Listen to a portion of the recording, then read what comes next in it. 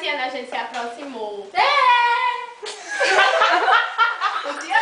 E o dia a dia, nós nos tornamos cada vez mais amigas, a ponto de hoje estarmos nos confraternizando aqui. E que foi muito importante pra mim, espero que pra vocês também, ter amigas.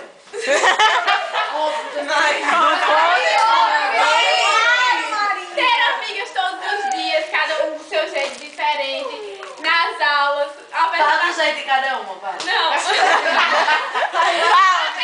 daquele monte de prego na aula, a gente conseguiu. Daquele povo estranho. Daquele povo estranho. Dona Sônia querendo separar. Dona Sônia fofoqueira. Ela é mais mulher, quem mora tudo junto, viu? Marília Sapatão. E que eu espero que ano que vem, mesmo se nos separarmos, porque cada um vai pro terceiro ano, que nossa amizade permaneça e que ano que vem podemos estar todas juntas aqui de novo. E que E que a gente comemore juntos nossa passagem no vestibular.